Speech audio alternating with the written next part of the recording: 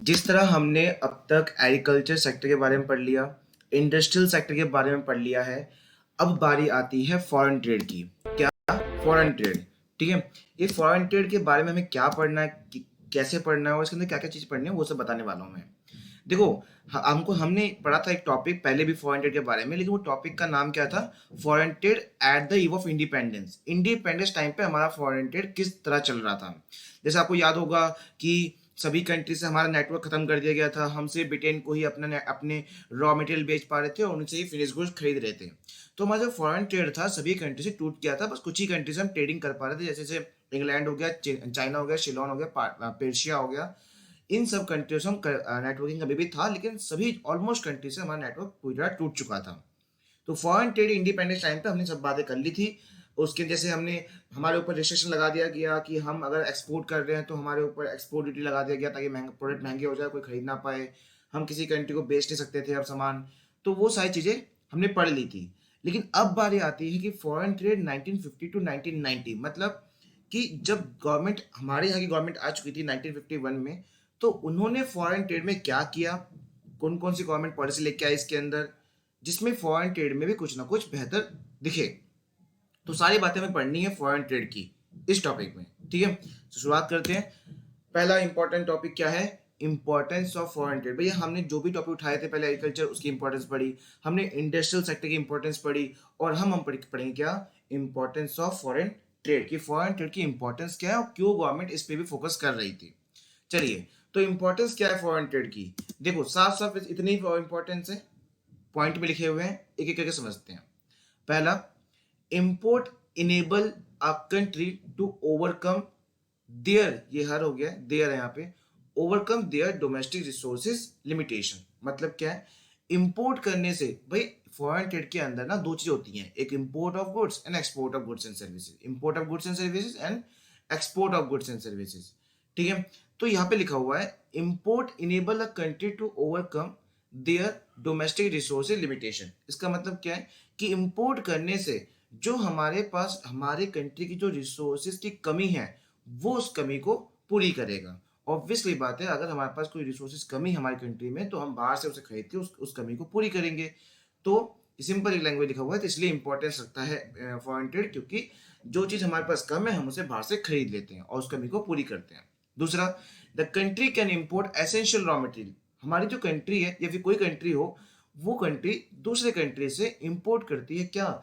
जरूरी raw materials, जिससे कोई प्रोडक्शन करनी हो, जरूरी रॉ मटेरियल्स परचेज करती हैं, कैपिटल गुड्स खरीदती हैं। कैपिटल गुड्स मतलब मशीनरी, मतलब ऐसे मशीन जिससे कुछ ना कुछ प्रोडक्शन हो सकता है।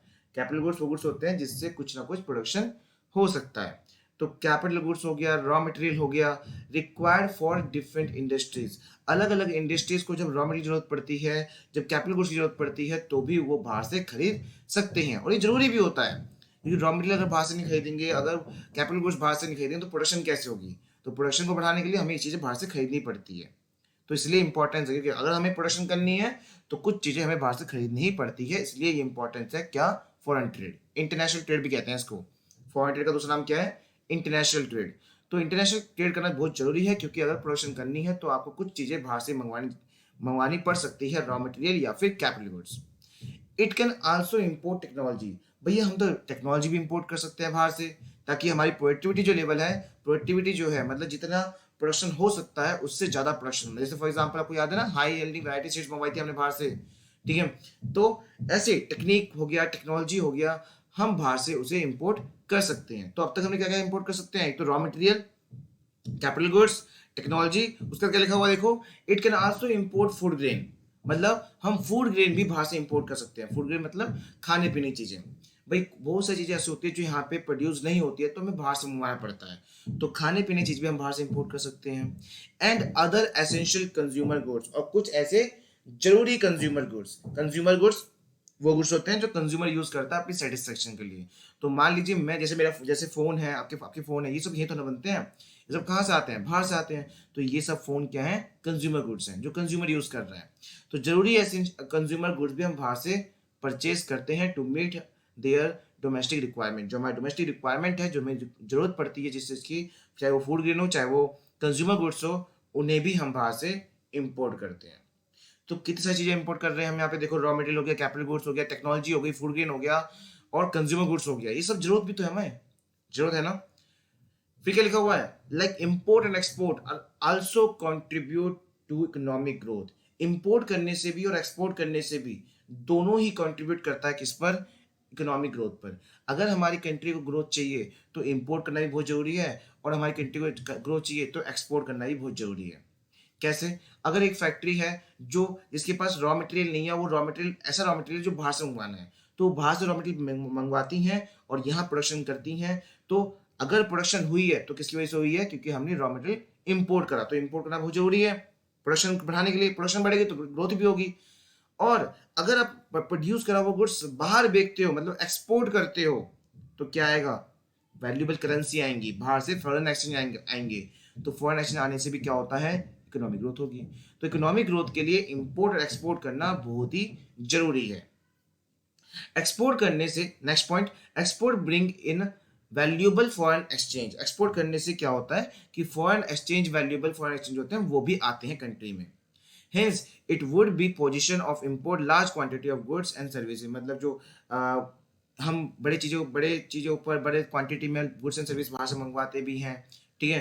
और एक्सपोर्ट करके हम क्या करवाते हैं, फॉरेन एक्सचेंज भी हमारे पास हासिल हो जाता है। और लास्ट में क्या लिखा हुआ है, एक्सपोर्ट एक्सपेंड, एक्सपोर्ट्स करने मतलब सामान बाहर बेचने से expand market for domestically produce goods. जो हमारे यहाँ के जो मार्केट है ना, हमारे यहाँ के जो गुड्स प्रोड्यूस किए जाते हैं उनकी मार्केट एक्सपेंड करेगी। फॉर एग्जांपल आप मान लीजिए, आप एग्जांपल मान लीजिए कि आप एक बिजनेसमैन हो और आप अपना सामान बाहर बेच रहे हो।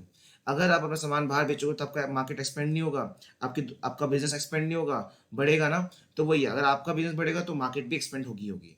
तो एक्सपोर्ट करने से हमारे डोमेस्टिकली जो गुड्स प्रोड्यूस किए गए हैं उसकी मार्केट बढ़ेगी, जिसकी वजह से क्या होगा, ठीक है, मार्केट एक्सपेंड होने की वजह से इकोनॉमिक स्केल में भी फर्क आएगा, मतलब हमारी पूरी इकोनॉमिक ग्रोथ भी होने वाली है। तो ये सारे इंपॉर्टेंस थे कि इंपोर्ट करना भी इंपॉर्टेंस है, एक्सपोर्ट करना भी इंपॉर्टेंस है, और एक्सपोर्ट करने से लास्ट में मार्केट भी एक्सपेंड होती है। ये सारे इंपॉर्टेंस हैं किस चीज़ के, फॉरेन ट्रेड की। फॉरेन ट्रेड करना बहुत ही जरूरी है। क्लियर। चलिए एक और नेक्स्ट टॉपिक, नया क्वेश्चन मान लीजिए इसको, why do country take part in foreign trade. एक कंट्री को फॉरेन ट्रेड के अंदर क्यों पार्ट लेना चाहिए। मान लीजिए इंडिया है, इंडिया को फॉरेन ट्रेड क्यों करना चाहिए, फॉरेन ट्रेड मतलब क्यों बाहर उनको एक्सपोर्ट करना चाहिए और क्यों बाहर से उनको इंपोर्ट करना चाहिए, सामान बाहर से मंगवाना चाहिए और बाहर उनको बेचना चाहिए, ठीक है। तो आखिर फॉरेन ट्रेड क्यों करना चाहिए कंट्री को, why do country take part, country को पार्टिसिपेट क्यों करना चाहिए फॉरेन ट्रेड के अंदर, वो हम पढ़ने जा रहे हैं, ठीक है। तो आंसर क्या है इसका, अकॉर्डिंग टू क्लासिकल इकोनॉमिक्स, जो हमारे बड़े बड़े इकोनॉमिस्ट हैं, जो हमारी कंट्री के इकोनॉमिस्ट हैं, उनके अनुसार countries participate in foreign trade, country को पार्टिसिपेट करना ही चाहिए किसके अंदर, फॉरेन ट्रेड के अंदर। क्यों, because they can not produce all the goods and service, क्योंकि एक कंट्री सारे गुड्स एंड सर्विस प्रोड्यूस नहीं कर सकती। जैसे हमारे यहाँ पे इलेक्ट्रॉनिक आइटम इतने प्रोड्यूस नहीं होते हैं, जैसे फोन हो गया, है ना, नहीं हो सकता, हो नहीं पाते, क्योंकि और होएगा तो महंगा हो जाएगा, महंगा पड़ेगा हमें, महंगा प्रोडक्शन होगा, और उतने महंगे प्रोडक्ट को हमारे पब्लिक खरीदेगी नहीं, क्योंकि उससे सस्ते दाम में बाहर से इंपोर्ट कर सकते हैं वो, है ना, सस्ते दाम में अच्छा मोबाइल मिल जाता है दूसरी कंपनी का जो बाहर से आते हैं। तो वही है, तो एक कंट्री सारे गुड्स एंड सर्विस तो प्रोड्यूस नहीं कर सकती, इसलिए अ कंट्री रिसोर्सेज, जो कंट्री के पास जो रिसोर्सेज है, a country's resources are suitable only for the production of certain specific goods and service. मतलब एक कंट्री के पास जो रिसोर्सेज होते हैं उससे वो कुछ ही गुड्स एंड सर्विस प्रोड्यूस कर सकते हैं, सारे नहीं। इसीलिए कंट्री शुड प्रोड्यूस, कंट्री को वो गुड्स ही प्रोड्यूस करने चाहिए, ओनली दोज गुड्स जो उसके पास रिसोर्सेज है उसी से सुटेबल होके वो उन्हीं गुड्स को प्रोड्यूस करे, और जो नहीं हो सकता उसे बाहर से मंगवा ले। इससे क्या होगा पता है, खर्चा कम आएगा। जैसे बहुत सारी चीजें, जैसे मैं कहता हूँ कि हमारे पास पेट्रोल नहीं है, हम बाहर से पेट्रोल तो इंपोर्ट करना ही पड़ेगा ना, क्योंकि वो हमारे प्रोड्यूस ही नहीं हो सकता। तो जितना हमारे पास रिसोर्स है उससे प्रोडक्शन करो अच्छी खासी, उससे क्या होगा, वो जो प्रोडक्शन होगी उसकी कॉस्ट भी कम आएगी। लेकिन अगर आप ऐसी चीजें प्रोडक्शन करनी चाह रहे हो जो यहाँ पे पॉसिबल ही नहीं है, तो खर्चा ज़्यादा सकता है। इसलिए खर्चे से बचने के लिए आप इम्पोर्ट करिए बाहर से, क्या करिए, बाहर से सामान मंगवा लीजिए, आपका खर्चा कम आएगा, ठीक है। तो यही है कि आपके कंट्री के पास सारे रिसोर्सेज तो होते नहीं है सभी गुड्स एंड सर्विस को प्रोड्यूस करने के लिए, इसलिए कंट्री को बाहर से कुछ रिसोर्सेज मंगवाने चाहिए, कुछ बाहर से कुछ प्रोडक्शन प्रोड्यूस करे हुए गुड्स को परचेज करना चाहिए, इंपोर्ट कर लेना चाहिए, ठीक है, ताकि कॉस्ट एडवांटेज मतलब खर्चा कम आए। बनने यहाँ बनने में क्या ज़्यादा खर्चा आ सकता है ना, इसलिए बाहर से परचेज कर लो। तो इसलिए ज़्यादातर कंट्री फॉरेन ट्रेड में पार्टिसिपेट करती हैं। मोस्टली कंट्री पार्टिसिपेट करती हैं क्योंकि उनके पास सारे रिसोर्सेज नहीं होते हैं, तो वो दूसरे कंट्री से इंपोर्ट करते हैं सामान। तो ये क्या है, क्यों करते हैं? ताकि उनका कॉस्ट एडवांटेज मतलब जो खर्चा जो नुकसान हो सकता है, ज़्यादा महंगा पड़ सकता है, उससे बचने के लिए वो बाहर से मंगवा लेते हैं। क्लियर? ये हो गया दूसरा क्वेश्चन। तीसरा क्वेश्चन क्या है? देखो यहाँ पे कुछ क्वेश्चन होंगे, ठीक है। तीसरा क्वेश्चन क्या है? एडवांटेज ऑफ इंटरनेशनल ट्रेड या फिर फॉरेन ट्रेड, कि आखिर फॉरेन ट्रेड करने से क्या फायदे होते हैं। एडवांटेज ऑफ इंटरनेशनल ट्रेड, कि आखिर फॉरेन ट्रेड करने से क्या फायदे होते हैं। देखो क्या फायदे हैं। इंटरनेशनल ट्रेड मतलब foreign trade encourages specialisation on the basis of comparative advantage. कुछ इसके फायदे हैं, कुछ स्पेशलाइजेशन फायदे हैं। कैसे फायदे हैं पढ़ते हैं। These enable a country to obtain foreign goods at a cheaper rate, मतलब इंटरनेशनल ट्रेड करने से हम बाहर के सामान सस्ते दाम पे खरीद सकते हैं। In context of the domestic resources use, मतलब अगर हम अपने यहाँ पे उसे प्रोड्यूस करें तो महंगा हो सकता है, इसलिए हम सस्ते दाम पे हम वो कुछ चीजें बाहर से परचेज कर सकते हैं। इससे क्या होगा? सस्ता पड़ेगा। तो इंटरनेशनल ट्रेड का एक फायदा है कि हम कुछ चीजें बाहर से मंगवा कर उसमें फायदा कर सकते हैं, मतलब सस्ता पड़ सकता है। जैसे सेलफोन है, सेलफोन बाहर से तो आते हैं, इसे सस्ते हैं, ठीक है, सस्ते हैं, मेरे हिसाब से तो सस्ते ही हैं फोन, ठीक है भाई। आज से मैं कहूँगा कि आज से 5-10 साल पहले इस प्राइस पर 10,000 रुपये में कोई ढंग का फोन आता भी नहीं था। लेकिन बाहर इतनी कंपटीशन बढ़ी, हमारे यहाँ इतनी कंपटीशन बढ़ी कि बाहर कंपनी इतनी यहाँ पे आ गई, ठीक है, सामान लेके वहाँ से, ठीक है, या फिर हमारे यहाँ के जो बिजनेसमैन है वहाँ से सामान मंगवाते हैं हमें बेचने के लिए, तो कंपटीशन बहुत बढ़ गया। इससे क्या हो, सस्ता हो गया प्रोडक्ट, है ना। इसलिए भाई चीजें सस्ती पड़ती हैं बाहर से मंगवाओगे तो, कुछ चीजें, सारी चीजें नहीं, कुछ चीजें। और एंड सेकंड पॉइंट क्या है? An increase in export. अगर हम एक्सपोर्ट ट्रेड बढ़ाते हैं, मतलब हम सामान बाहर ज्यादा बेचेंगे, तो क्या होगा? कंट्री की जो टोटल मार्केट है वो भी वाइड होगी, मतलब एक्सपेंड होगी, बढ़ेगी। तो इंपोर्ट करने से तो हमें सस्ता पड़ेगा कुछ चीजें, एक्सपोर्ट करने से हमारी मार्केट बढ़ेगी, है ना। Production of more goods will further lower of cost of production. पता है, मार्केट बढ़ने से प्रोडक्शन ज्यादा होगी, प्रोडक्शन ज्यादा होगी तो कॉस्ट भी कम आएगा। हमने लाइन पढ़ा था, जितनी ज्यादा प्रोडक्शन करोगे उतने उतने कॉस्ट कम होती चली जाती है। पर ये हमेशा नहीं होता, बस कुछ एक टाइम पीरियड तक होता है बस, है ना। लेकिन इतना तो है कि प्रोडक्शन ज्यादा होगा तो कॉस्ट भी कम आएगा हमारा, है ना, जिसकी वजह से हर एक यूनिट का कॉस्ट भी कम हो जाएगा। फायदा तो हमें ही है ना, हर एक यूनिट का कॉस्ट कम होगा, उसी प्राइस में बिकेगा, तो फायदा तो हमें ही है, ठीक है। सो पहला क्या था कि इंपोर्ट करने से सस्ता पड़ता है, दूसरा क्या है, एक्सपोर्ट करने से हमारी मार्केट बढ़ती है, मार्केट बढ़ने से चीजें सस्ती होती हैं, और चीजें सस्ती होंगी तो हमें ही फायदा है। फॉर एग्जाम्पल, पहले एक प्रोडक्ट बनता है 10 रुपए का, हम बेच रहे हैं 20 रुपए में, अब बन रहा है वो 8 रुपए का, अब भी हम बेच रहे हैं 20 रुपए में, पहले 10 रुपये फायदा, अब 12 रुपये फायदा, है ना। सिंपल है, बहुत सिंपल है। चलिए थर्ड पॉइंट क्या है? It wide the scope of industrialisation. Obvious ही बात है, एक्सपोर्ट इंपोर्ट करने से हमारी यहाँ की जो इंडस्ट्रीज हैं वो भी क्या होगी? बढ़ेगी। क्या होगी? बढ़ेगी, ऑब्वियसली बात है, बढ़ेगी, है ना। इंपोर्ट रॉ मटेरियल परचेस करेंगे तो प्रोडक्शन बढ़ेगी। अब हमारे यहाँ की इंडस्ट्री जब सामान बाहर बेचेगी तो भी इंक्रीज होगा उनका प्रोडक्शन, उनका बिजनेस इंक्रीज होगा। तो इंडस्ट्रियलाइजेशन को अगर वाइड करना है तो भी एक्सपोर्ट इंपोर्ट बहुत जरूरी है ना। It encourages competition. Export import करने से, इंटरनेशनल ट्रेडिंग करने से कंपटीशन बढ़ता है, इनोवेशन बढ़ता है, और कैपिटल फ्लो भी इंक्रीज होता है। ऑब्वियस ही बात है, अगर हम बाहर से ट्रांजेक्शन नहीं करेंगे तो क्या बाहर के लोग हमारे यहाँ आएंगे पैसा लगाने के लिए? ये तो जितनी बड़ी बड़ी कंपनियां हैं, पिज्जा हट, मैकडोनल्ड्स, ये सब बाहर की तो हैं, ये सब यहाँ आई हुई हैं। क्यों? क्योंकि हमारी कंट्री दूसरे कंट्री से कनेक्टेड है, एक्सपोर्ट इंपोर्ट करती हैं ये, और इससे क्या होता है? कॉम्पिटिशन बढ़ता है, ठीक है। कॉम्पिटिशन बहुत तगड़ा है हमारी कंट्री में, लेकिन फिर भी इतना नहीं है, इतना नहीं है। और जितनी ज्यादा कंपटीशन होगी उतने प्राइस कम होते हैं, उतने प्राइस कम होते हैं, जितनी ज्यादा कंपटीशन उतने प्राइस कम। तो एक्सपोर्ट इंपोर्ट करने से कंपटीशन बढ़ता है, इनोवेशन भी आता है। जैसे फॉर एग्जांपल मोबाइल इंडस्ट्री में कितनी कंपटीशन भरी हुई है, तभी तो हर कुछ दिनों में कुछ नया इनोवेशन आता है, हर कुछ दिनों कुछ नया इनोवेशन आता है। और कैपिटल फ्लो मतलब दूसरी कंपनी चाहते हैं हमारी कंट्री में आए और पैसा लगाए हमारी कंट्री में, तो कैपिटल फ्लो भी तो होता है ना। तो कितने सारे फायदे हैं इसके। पहला कि भैया खर्चा कम पड़ता है कोई सामान मंगवाने पर। दूसरा, एक्सपोर्ट करने से मार्केट बढ़ती है हमारी, तो कॉस्ट भी कम आ जाएगा। तीसरा, इंडस्ट्रीज को बढ़ाने के लिए भी फायदा हो जाएगा। चौथा क्या है? कंपटीशन बढ़ता है, इनोवेशन बढ़ता है, और कैपिटल फ्लो भी बढ़ता है ना। चलिए फिफ्थ पॉइंट क्या है कि इंटरनेशनल ट्रेड जो है ना, ये एक इंजन है किस चीज का? ग्रोथ का। अगर एक कंट्री ग्रोथ करना है तो इंटरनेशनल ट्रेड तो जरूर करना ही पड़ेगा, जरूर करना पड़ेगा, ठीक है। तो international trade engine of growth है हर कंट्री के लिए, हर कंट्री के लिए। जैसे यहाँ पे लिखा हुआ है, जैसे it transmit growth from one part of the world to another, मतलब कि इंटरनेशनल ट्रेड करने से अगर किसी किसी एक पार्ट में ग्रोथ हो रही है तो जरूरी नहीं वही ग्रोथ होगी, वो दूसरे पार्ट कंट्री एक मतलब वर्ल्ड के दूसरे पार्ट में भी वो ग्रोथ करेगा ही करेगा। जैसे एक एग्जांपल देख लो ना, क्या लिखा हुआ है, so the demand in Britain, जब ब्रिटेन ब्रिटेन कंट्री ने डिमांड करी रॉ मटेरियल की, पता है ब्रिटेन कंट्री जब हमारे यहाँ से पैसे लगे थे तो उन्होंने अपना बिजनेस बढ़ाने की कोशिश किया था ना, तो उन्होंने जब बिजनेस बढ़ाने की कोशिश किया था तो रॉ मटेरियल तो हमारे यहाँ से भी गए थे, लेकिन उन्होंने रॉ मटेरियल दूसरे कंट्री से भी लिए। तो जब उन्होंने रॉ मटेरियल डिमांड करी, पर उस रॉ मटेरियल डिमांड की वजह से ऑस्ट्रेलिया, कनाडा और न्यूजीलैंड वो आगे बढ़ गए, क्योंकि उनको भी पैसा मिला कहाँ से, इंग्लैंड से। इंग्लैंड ने पैसा कहाँ से कमाया, हमसे। ब्रिटेन ने पैसा कहाँ से कमाया, हमसे। फिर वो पैसा उन्होंने कहाँ लगा दिया, अपने बिजनेस को बढ़ाने के लिए, अपने कंट्रीज को बढ़ाने के लिए। उससे किसको फायदा हो गया, ऑस्ट्रेलिया, कनाडा और न्यूजीलैंड को, क्योंकि वो वहां से इंपोर्ट कर रहे थे। देख रहे हो, हमसे गया उनके पास, उनसे गया इन तीनों कंट्री के पास।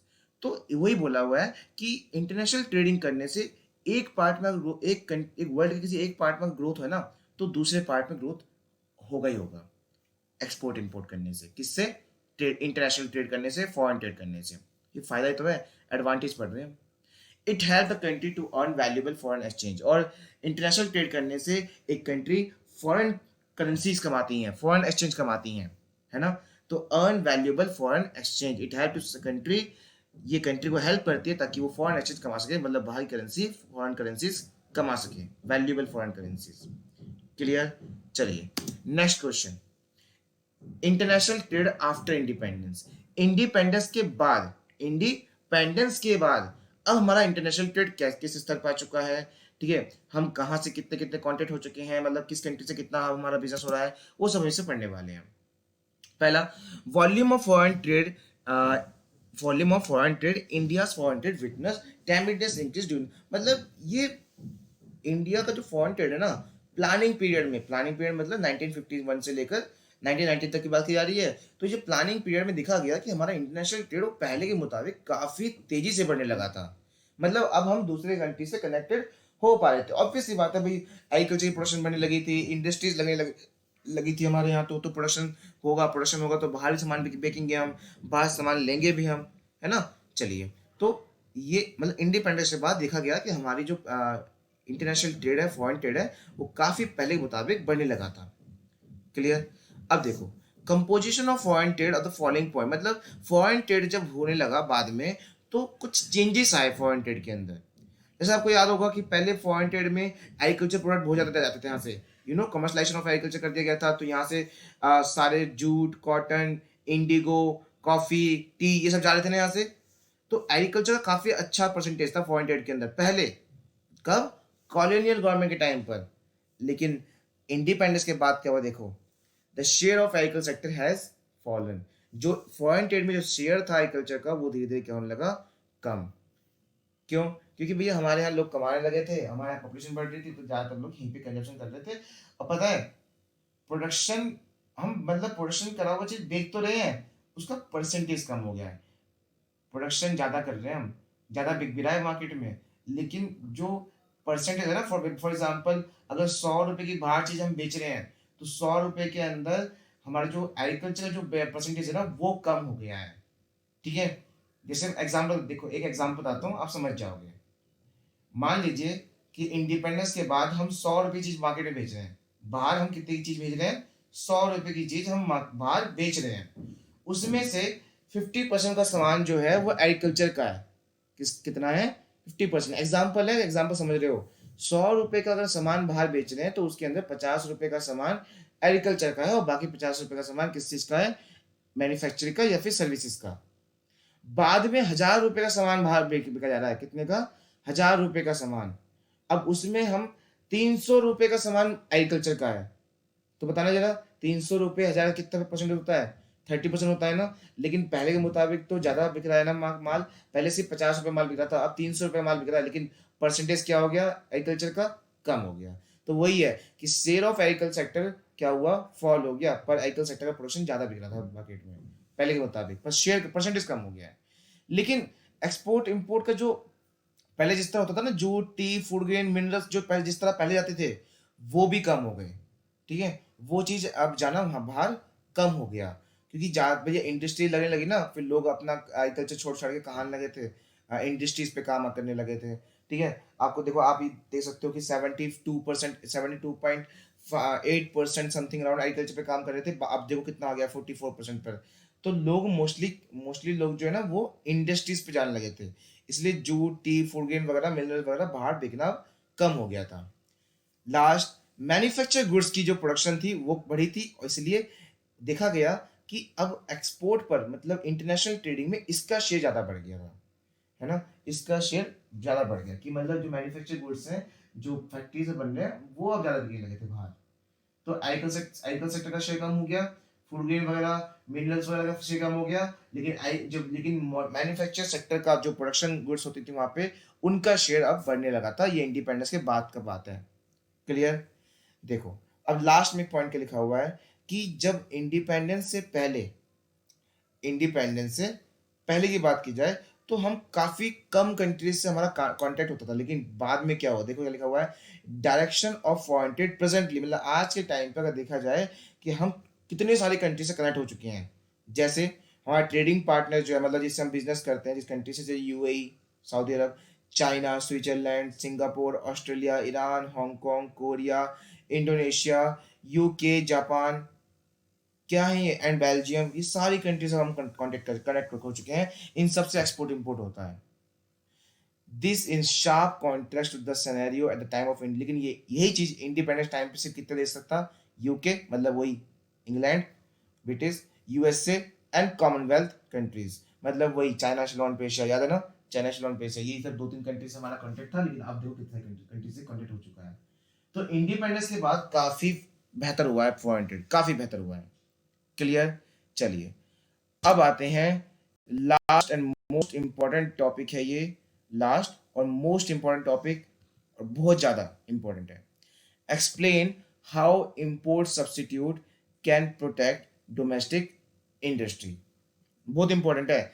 Explain how import substitute can protect domestic industry, कि पहले समझो इंपोर्ट सब्स्टिट्यूट क्या होता है, फिर मतलब समझाऊंगा इस क्वेश्चन का मतलब क्या है। इंपोर्ट सब्स्टिट्यूशन क्या होता है? इंपोर्ट का मतलब बाहर से मंगवाना, परचेज करना, और सब्स्टिट्यूट का मतलब पता है क्या होता है, एक के बदले दूसरा, मतलब हम जो चीजें बाहर से मंगवा रहे थे, अब उसके बदले हम यहीं पे प्रोडक्शन करेंगे। मतलब इंपोर्ट सब्सिडी का मतलब ये होता है कि जो चीज हम बाहर से मंगवा रहे थे, परचेज कर रहे थे, अब पॉसिबल है तो यही उस चीज को बनाया जाए और उसको यूज किया जाए। इंपोर्ट सब्सिडी का मतलब यही होता है कि अगर पॉसिबल है तो यही उस चीज को बनाओ और यही यूज करो, बाहर से क्यों मंगवाया जाए, है ना। तो क्या लिखा है, क्या ऐसा करने से, इस एक्सप्लेन, आपको एक्सप्लेन करना है कि इंपोर्ट सब्स्टिट्यूशन से, हाउ इंपोर्ट सब्स्टिट्यूशन कैन, क्या प्रोटेक्ट कर सकता है किसको, डोमेस्टिक इंडस्ट्री, क्या हमारे यहाँ की इंडस्ट्री को अगर आगे बढ़ाना है या प्रोटेक्शन देना है, तो क्या इंपोर्ट सब्स्टिट्यूट से ऐसा हो सकता है? बिल्कुल हो सकता है। कैसे? देखो भाई, कुछ ऐसी चीजें हैं जो हम बाहर से मंगवा रहे हैं। अब बाहर से मंगवाने का मतलब क्या है कि अब वो चीजें अगर बाहर से हम हमेशा लेते रहेंगे, तो वो चीज यहाँ बनेगी ही नहीं। कौन भाई बनाएगा, फिर उसको नहीं बनाएगा कोई भी। ठीक है, और जो बनाएगा भी, ठीक है, वो भाई लॉस में चला जाएगा, क्योंकि हम बाहर से परचेज कर रहे हैं। तो वही है, अगर वो चीज हम यहीं से परचेज करें, यहीं बन जाए, शुरू हो जाए, और अच्छे प्राइस में मिलने लगे हमें यहाँ पे, तो हम बाहर से लेंगे क्या? नहीं। तो हम अगर बाहर से नहीं लेंगे वो चीज़, अगर यहीं मिल जाए हमें बना बनाया अच्छे दाम पर, तो हम अपने ही देश की जो इंडस्ट्रीज है उनको ग्रोथ करेंगे ना, क्योंकि यहीं से परचेस करेंगे तो उनको फायदा होगा। तो हम क्या कर रहे हैं, हम बाहर सामान ना परचेस करके अपनी डोमेस्टिक इंडस्ट्री को प्रोटेक्ट कर रहे हैं। ठीक है, तो वही है कि ऐसा कैसे होगा। इंपोर्ट सब्स्टिट्यूशन मतलब बाहर से परचेज ना करके यहीं प्रोडक्शन करके क्या हम अपनी डोमेस्टिक इंडस्ट्रीज को प्रोटेक्ट कर सकते हैं? हाँ, कर सकते हैं। तो गवर्नमेंट ने उस टाइम पे, मतलब 1951 के बाद गवर्नमेंट ने आखिर फॉरेन ट्रेड के अंदर हमारी इंडस्ट्रीज को प्रोटेक्ट करने के लिए, इंपोर्ट सब्स्टिट्यूट बढ़ाने के लिए, इंपोर्ट सब्स्टिट्यूट बढ़ेगा तो हमारी इंडस्ट्री तो प्रोटेक्ट हो ही जाएगी। तो इंपोर्ट सब्स्टिट्यूट बढ़ाने के लिए गवर्नमेंट ने कोई इनिशिएटिव लिया था क्या? हाँ, लिया था। तो बहुत इंपॉर्टेंट बताने जा रहा हूँ उसके आंसर के अंदर, ध्यान सुनिएगा, ध्यान से सुनिएगा, ठीक है। आखिर गवर्नमेंट ने इसके अंदर कौन कौन से इनिशिएटिव लिए ताकि इंपोर्ट सब्सिट्यूट बढ़े और हमारी डोमेस्टिक इंडस्ट्री जो है वो प्रोटेक्ट बनी बनी रहे। तो आइए देखते हैं, एक सेकेंड, कहाँ चला गया।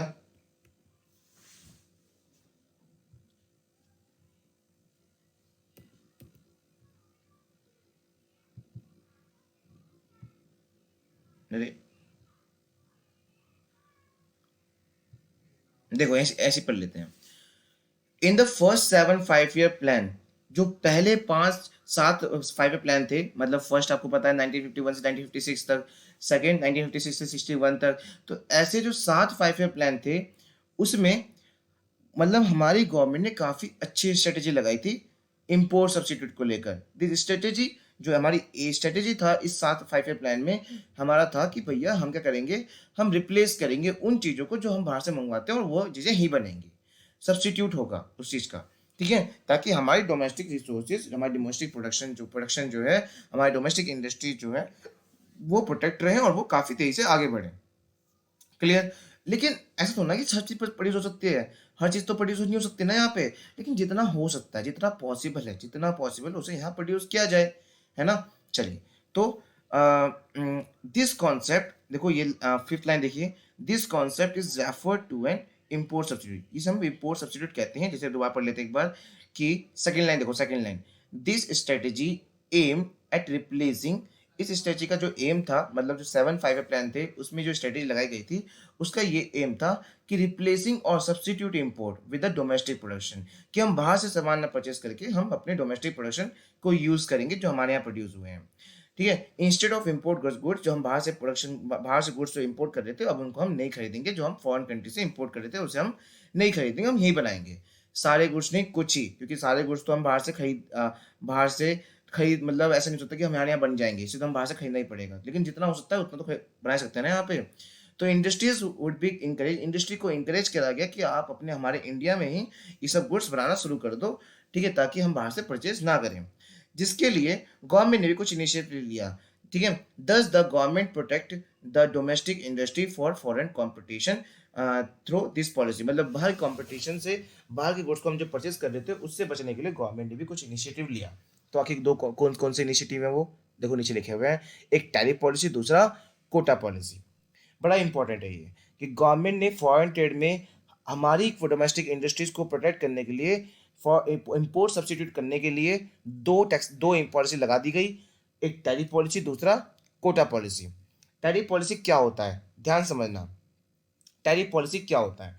टैरिफ पॉलिसी होता है कि हम, गवर्नमेंट जो है वो टैक्स लगा देती है सामान खरीदने पर या फिर बेचने पर। जैसे उन्होंने लगाया था ना, आपको याद होगा, ब्रिटेन गवर्नमेंट ने जब हम सामान बाहर बेच रहे थे तो उन्होंने टैरिफ पॉलिसी लगाई थी, हैवी कर दिया था एक्सपोर्ट ड्यूटी, ताकि हम सामान किसी को बेच ना सके, महंगा हो जाएगा तो कोई खरीद नहीं पाएगा। वही वही चीज़ हमारी गवर्नमेंट ने लगा दिया, वही चीज़ हमारी गवर्नमेंट ने लगाया, लेकिन किस पर, इम्पोर्ट पर। मतलब अगर हम सामान खरीदेंगे, मान लीजिए कोई बाहरी कोई कंपनी हमें 10,000 कोई सामान बेच रही है, लेकिन वो चीज़ हमें 10,000 की नहीं पड़ेगी, क्योंकि उस पर क्या लगा दिया गवर्नमेंट ने, टैक्स। मान लीजिए 5,000 टैक्स लगा दिया, तो कितनी चीज़ हो गई वो अब, 15,000 की। तो वो हमें चीज़ें महंगी पड़ेगी तो हम नहीं खरीदेंगे। इससे क्या होगा, हमारे यहाँ का जो बिजनेसमैन है वो सोचेगा चलो हम बनाते हैं, है ना, तो हमारे यहाँ बनी लगेगा। तो गवर्नमेंट ने क्या करा, मोस्टली चीज़ों पर, इम्पोर्टेड गुड्स पर क्या लगाया, हैवी टैक्स लगाना शुरू कर दिया, ठीक है। ताकि देखो क्या लिखा है, tariff, a tax on import goods to make imported goods पर टैक्स लगाया गया, इम्पोर्टेड गुड्स पर, ताकि वो क्या हो जाए, एक्सपेंसिव हो जाए एंड डिस्करेज देरी हो, और उसका जो यूज़ है उसे क्या कर दी जाए, कम कर दी जाए। लेकिन दूसरी पॉलिसी कौन सी लगाई गई, कोटा पॉलिसी। अब भैया हर गुड्स पर टैरिफ टैक्स लगाया जा सकता नहीं है, क्योंकि कुछ ऐसे गुड्स होते हैं जिसे हम तो खरीदना पड़ेगा, जो हम हमारे यहाँ बन भी नहीं सकता। तो ऐसे कुछ गुड्स पे क्या लगा दिया गया, कोटा पॉलिसी लगा दी। कोटा पॉलिसी मतलब क्वांटिटी। पहले में क्या है कि आप जो भी खरीदोगे उस पर क्या लगेगा, टैक्स। दूसरे में क्या है, क्वांटिटी का रिजर्वेशन कर दिया। मतलब मान लीजिए आप एक बिजनेसमैन हो और आप ना बाहर से हर साल 2 करोड़ रुपए का सामान खरीदते हो। कितने रुपए का, 2 करोड़ रुपए का। अब गवर्नमेंट को लगता है यार ये चीज़ तो बहुत जरूरी है, इसको खरीदना चाहिए भी, लेकिन गवर्नमेंट ने क्या कह दिया कि आप एक साल में सिर्फ 1 करोड़ रुपए का सामान खरीद सकते हो, उसके ऊपर नहीं खरीद सकते। तो गवर्नमेंट ने क्वांटिटी पर क्या लगा दिया, रिजर्वेशन लगा दिया कि आप इस क्वांटिटी में इतना ही खरीद सकते हो। तो क्या ये कोटा लगा दिया, मतलब 1 करोड़ रुपए ही खरीद सकते हो, बाहर उससे ज्यादा आप नहीं खरीद सकते। तो गवर्नमेंट ने दो चीज लगाई, पहला इंपोर्टेड गुड्स पर क्या लगा दिया गया, टैक्स लगा दिया गया ताकि वो महंगी हो जाए, चलो लोग ना खरीदें, और जो गुड्स तब भी हम बाहर से खरीद रहे हैं या फिर जो हमारे यहाँ नहीं बन सकता उसे बाहर से खरीद रहे हैं, उस पर लगा दिया क्वांटिटी की, एक साल में सिर्फ इतना ही खरीद सकते हो, उसके ऊपर नहीं खरीद सकते, है ना। तो ये क्या है, कोटा पॉलिसी लगा दी। Quota specify the quantity of goods which can be imported, जो हम इम्पोर्ट कर रहे थे उस पर क्या लगा दिया गया, कोटा पॉलिसी लगा दी गई। क्लियर, ये हो गया आपका पूरा का पूरा फॉरेन ट्रेड खत्म। Bye bye.